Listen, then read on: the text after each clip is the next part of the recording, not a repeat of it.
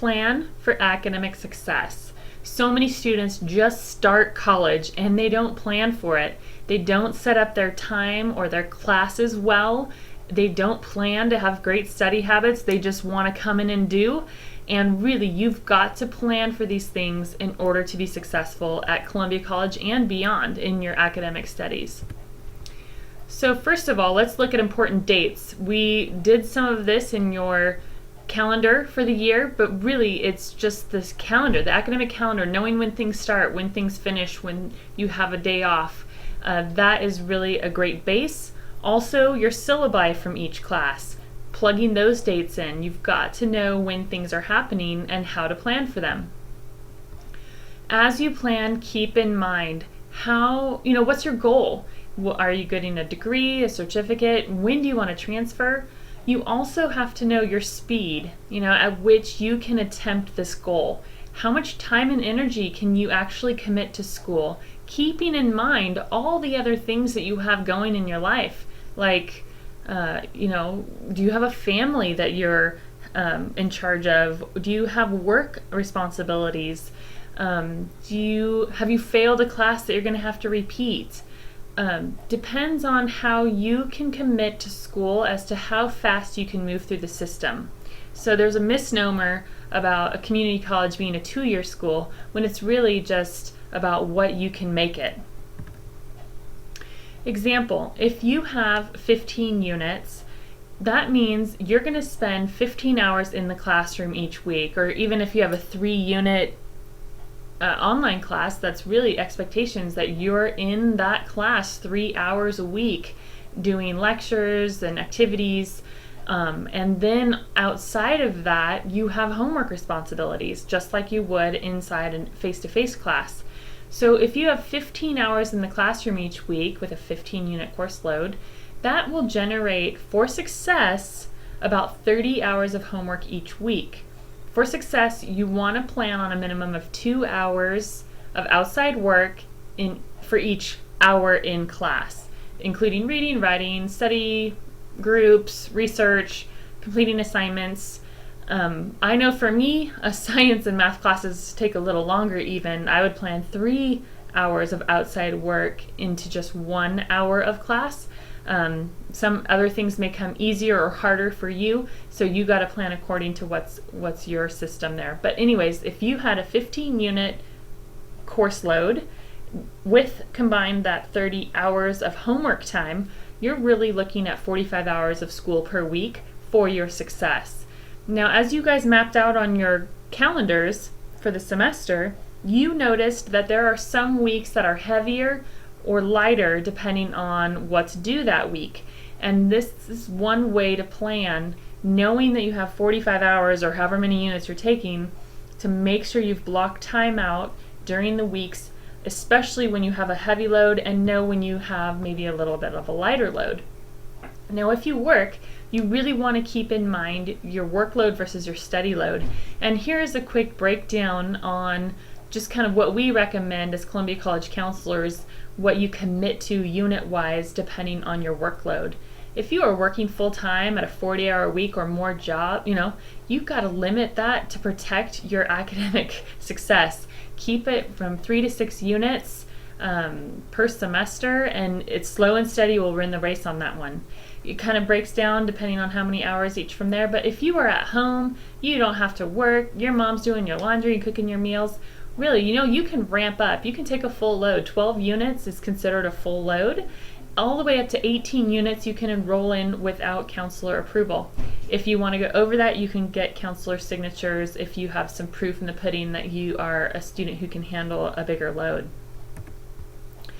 This is how I like to map out a schedule in a semester. I like to actually physically see it, to draw it out, see what it's going to look like. And you'll notice on this one, I even included lunch because eating is really important to me, and also some library and tutoring time, planning to use the tools that are available to me and the space that I have in my schedule to allow for that opportunity to be able to get some study time done while I'm here on campus with the resources that are here to help me. A lot of the times I would go home and do homework, and get stuck, well, then you're just stuck and you can't move forward. But if you're on campus and you have availability to tutors or to instructor office hours, or even just somebody who's in the class with you, you might be able to get unstuck and continue in your process, or even get help in a different way. So those are some ideas to plan your schedule to where you can, have built-in study times and also effectively plan your weeks out on when you can get things done. Part of the process is identifying your academic goal early. An educational plan, which is part of the assignment of Guidance 18, it's going to help you work efficiently towards your goals. It's going to save you time and money because you're not going to be enrolling for classes that aren't aligned with your goal. And it's also going to allow you to be financial aid eligible for, hopefully, if you're already eligible, you will continue to receive the aid in order to get your goal completed. You got to make sure you follow up. We recommend each semester with a counselor just to be sure Columbia's and the transfer institution that you may want, and even the work world, hasn't changed their stuff, on you as before you've completed your plan.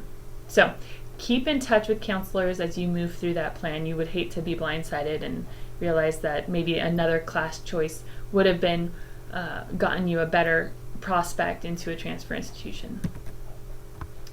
So when you are talking about academic success, you are typically thinking about grades. I personally believe that it's way more than just grades, but in terms of your grades, there should be no surprises. Your syllabus for each class will give you the grading scale. A lot of the times it will include how much a particular test is valued at, or particular assignments, so you can see what your bigger valued things are. I encourage you to keep your work, especially your graded work, so that you have proof that you've completed the work on time, whatever your grade was, in case something were to happen where the instructor misprinted it or forgot to enter it, and you have the documentation needed to prove your point that you actually turned it in and this is what you got. I also recommend grade checks. It's called an academic performance report. In college, it's not like high school where you get progress reports all the time. In college, the instructor is not really required, sometimes they do it out of the kindness of their heart, to give you, how you're doing in the semester. You want to keep on top of that, and one way to do that is this form. It's available in the counseling office. Professors are used to seeing it because a lot of our special programs around here require it. And it's just like that grade check that you would do in high school for athletics or whatever. Just how am I doing in this class? And it gives you an opportunity to see where you're at and also change behavior if that is necessary. So you can also look on your transcripts on Connect Columbia. That helps you to keep track of courses that you've completed and make sure those grades are recorded on your permanent transcript properly. The grading system at Columbia is a traditional grading scale. There are no pluses and minuses at Columbia, which is actually to your advantage when you transfer, because a C minus wouldn't transfer, but a C does. When it comes to classes that require a C or better, which is all of your major coursework, as well as some particular courses like English or math. I think in general it's pretty self-explanatory here on this slide. A W is withdraw from a course, like you decided that you didn't want to complete that course and you pulled out. An incomplete is only arrived at upon agreement with an instructor, that maybe you got in a car accident on the way to the final and you have arranged with the instructor to take the final by a certain date. If that is written in concrete on a contract, then he can insert an incomplete grade into your transcript and then change it to whatever grade you earn once you fulfill that requirement. So that's just kind of some of the general lingo of the grading system. And we just mentioned about dropping a course, and really after the first class you are responsible to drop a course. This is college, you're in charge, and the instructor may or may not drop you. Some of the syllabi are very clear, and they say, if you don't show up for 4 sessions, you're going to be dropped. But most of them really just take it at your discretion in terms of whether or not you're attending, and figure you're an adult and you get to make a decision about that. However, financial aid does ask us at different check-ins, especially before a disbursement, whether or not all the students in our class are still attending, because if you don't, or if you aren't attending, we let them know, and then they don't necessarily give you your money. So you want to make sure you are attending your classes, and don't just stop attending them, because if you just stop attending them, you will fail. You're going to earn the grade that you earn, and don't just fail so that you can attempt a course again. That's a myth. It hurts your GPA. It's going to follow you forever. You can withdraw and take a course again, so it's not just getting a deficient grade to be able to retake them. There are restrictions on withdrawals and repetitions, so be careful what you register for. Make sure you're only registering for what you will complete and complete successfully. You want to make sure you're checking with a counselor or your financial aid counselor to get the best advice on whether or not you should drop a class or how that will affect you. All right, you got to avoid probation. This is serious, people. Below a 2.0 GPA or withdrawing for more than half of your attempted classes, you lose your priority registration. You can't register online by yourself. More than 2 or 3 semesters in a row, it leads to dismissal. We're totally serious, and so is financial aid.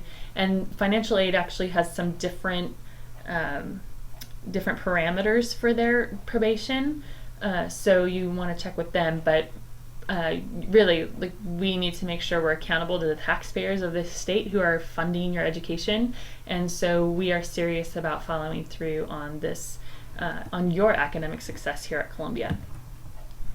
And we do that because we want to support you, because we want you to be successful. So, priority registration, what that means is that you can enroll in classes before it's open registration. You get a priority date. In order to continue to receive this date, you need an educational plan with a counselor, have no more than 100 degree applicable units, and stay in good academic standing, which means out of probation and dismissal status. In terms of registering for classes, Connect Columbia is the best way to keep current on the available course offerings. If you're looking to add a class, register in, they have in the past printed a course schedule. That is not going to be the case moving forward. Everything is going to be online. So it is imperative for you to look at Connect Columbia or find the class search button on the website, and that will give you our most current offerings. After you've registered for your classes, you're going to want to print your schedule. You need that to buy books. It gives you the important drop dates, especially for late start classes, because they have different dates than a normal academic calendar. And it will also verify the sections and locations of your classes. And I would actually do that, early to buy your books and whatnot, but also I would do it again before, the day before your classes start, because a lot of times the locations of a class will change, and maybe even times, and you want to make sure you're showing up at the right place at the right time. And this is an older version of what a printed schedule looks like, but I wanted to show you it in general, just to show you the different drop dates of the later start classes. They're all kind of over the board. So this is from 2007 or something really old, but you can get the picture that they have different start dates, different W dates, different drop dates when classes start at different times. So you want to really pay attention to that printed schedule. So that is kind of a wrap on academic success. Hopefully you got some good information from that, and you will be successful here at Columbia.